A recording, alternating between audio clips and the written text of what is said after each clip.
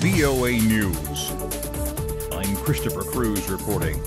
Another day of big losses knocked U.S. stocks to their lowest levels in more than a year. On Monday, investors dumped high-growth technology and retail companies, as well as steadier high-dividend companies.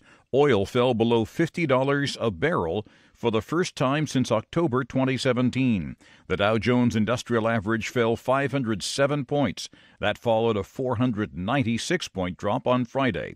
Fewer than 40 of the 500 stocks in the S&P 500 finished the day higher.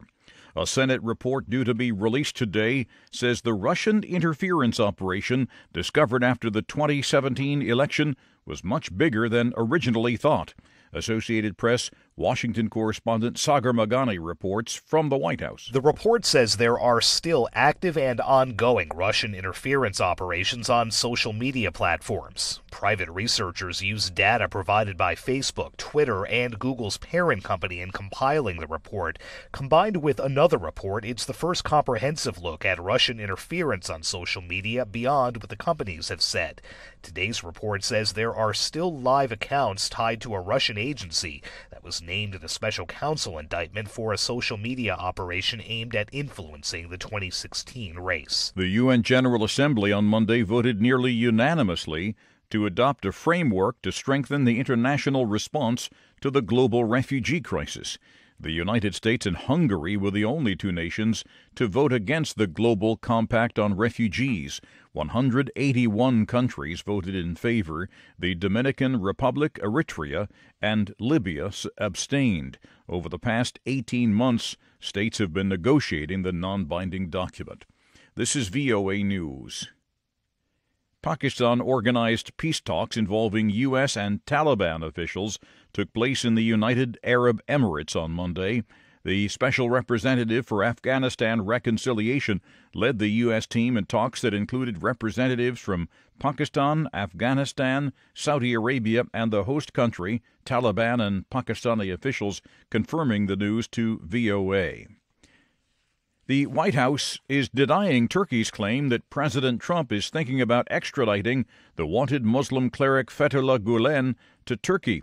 A senior White House official said Sunday that while meeting with the Turkish President Erdogan at the G20 Economic Summit in Buenos Aires, the president did not commit to extraditing Fethullah Gulen.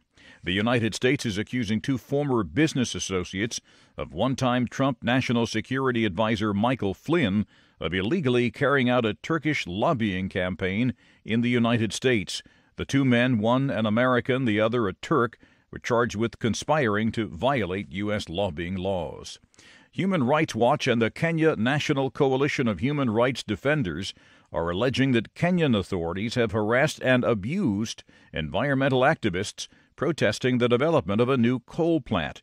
Correspondent Mohammed Yusuf reports for VOA from Nairobi. Kenyan officials insist the plant will help meet the country's growing demand for electric power. The country's environmental agency has accepted the plans, saying all environmental concerns were considered. Critics, however, believe such a project will pollute the environment and damage the marine ecosystem. Human Rights Watch has documented actions against 34 campaigners during the past 5 months. The group also accuses Kenyan security agencies of breaking up protests and restricting public meetings in Lamu County.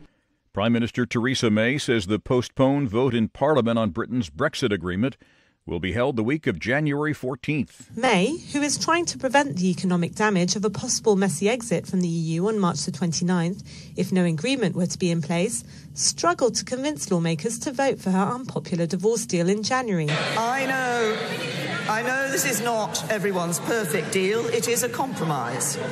But if we let the perfect be the enemy of the good, then we risk leaving the EU with no deal.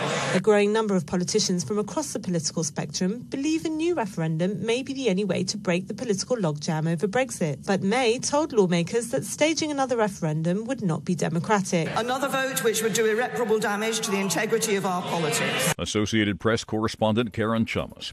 You can find more on these and other late-breaking and developing stories from around the world, around the clock, at voanews.com. I'm Christopher Cruz, VOA News.